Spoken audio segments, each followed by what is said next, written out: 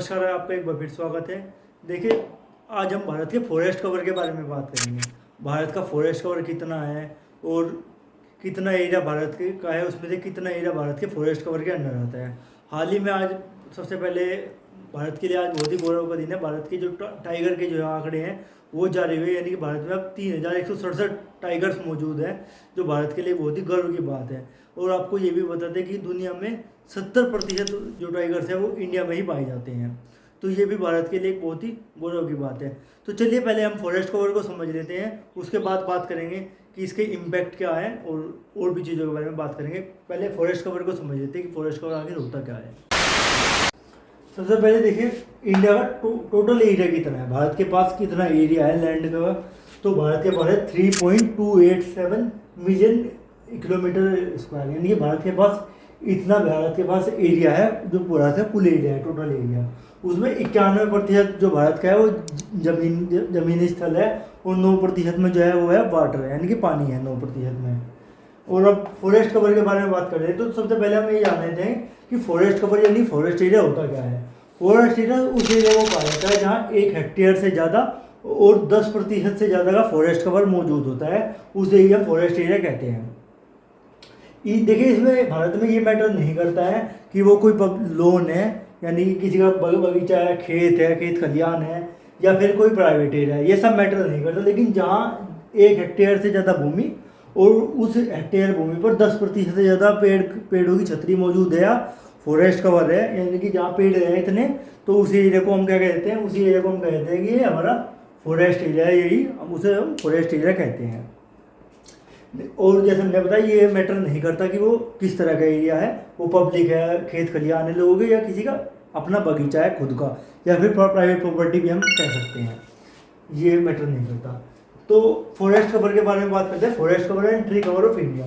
भारत की अगर हम बात करें तो 80.9 मिलियन हेक्टेयर भूमि जो है वो फॉरेस्ट कवर के इंडिया में अंदर आती है, जो ऑलमोस्ट 24.62% है, यानी कि करीब लगभग 25% के आसपास ये है।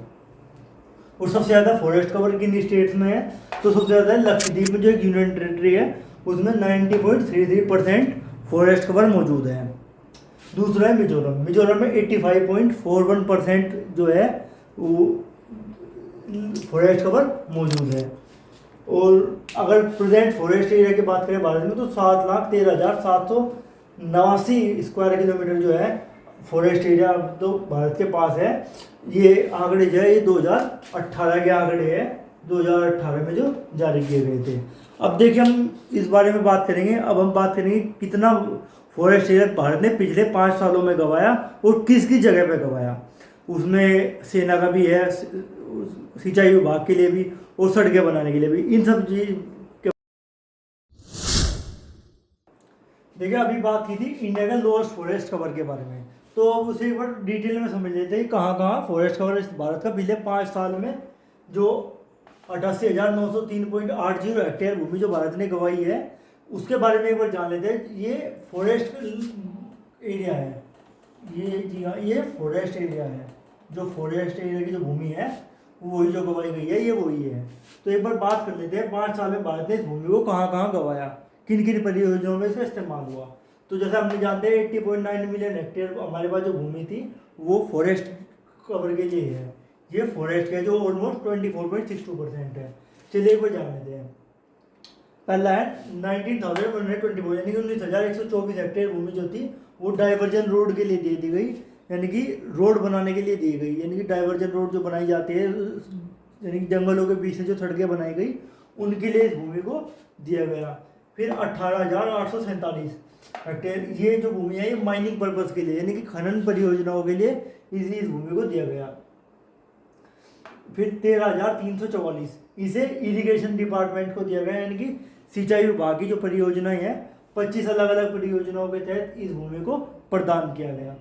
फिर है 7,630 हेक्टेयर भूमि, ये इंडियन आर्मी को दी गई, यानी कि ये रक्षा मंत्रालय ने इंडियन आर्मी के लिए चिन्हित की कि ये अलग अलग इंडियन आर्मी के हेडक्वार्टर्स या फिर उनकी जो ज़रूरत थी उनके लिए इस भूमि को प्रोवाइड किया गया। और आखिरी में इलेक्ट्रिसिटी सिस्टम, यानी कि 9,669 हेक्टेयर भूमि जो थी वो इलेक्ट्रिसिटी सिस्टम यानी कि बिजली व्यवस्था के लिए दी गई, जहाँ जंगलों में बिजली लाइन के लिए खंभे वगैरह लगाना, तारे लगाना उनकी, इसके लिए सुविधा 9,669 हेक्टेयर भूमि को प्रदान किया गया। और ये सारा डाटा जो है सेंट्रल गवर्नमेंट जो है उसके जो केंद्रीय पर्यावरण मंत्री है उन्होंने संसद में प्रोवाइड किया। अभी कुछ दिनों पहले उन्होंने संसद में ये पूरा ब्यौरा जो दिया कि भारत की इतनी भूमि जो है दी गई है।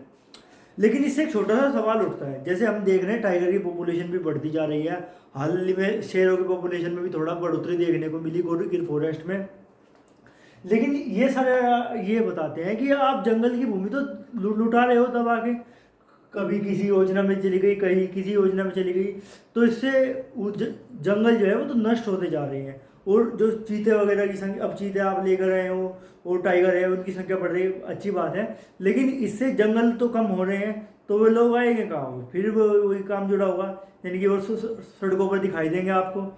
तो इस सब को, पहले तो बात है, इस सब को कम होना चाहिए, यानी कि जो भूमि आप गंवा रहे हो ये ज़्यादा से ज़्यादा आपको इसको कम करना होगा, जितना कम हो सके उतना कम होगा, ताकि ये जीव जो वन्य जीव है वो भी उसमें अपने आप को सुरक्षित महसूस कर सके। और इसमें से सबसे ज़्यादा भूमि जो है वो इंडिया के नॉर्थ ईस्ट से गई है, जो नॉर्थ ईस्ट में ज़्यादा फॉरेस्ट कवर था वहाँ से भी कितनी ही हेक्टेयर भूमि दी गई, जिसमें अरुणाचल प्रदेश, आसाम, मेघालय, मिजोरम, इनमें से फॉरेस्ट एरिया जो है थोड़ा बहुत कम हुआ है और वो हमें देखने को भी मिलता है। तो बस अब तक के लिए इतना ही, अगली बार फिर मिलेंगे एक नए मुद्दे के साथ, तब तक के लिए धन्यवाद। और आप तब तक चैनल को लाइक और सब्सक्राइब जरूर करें। Thank you.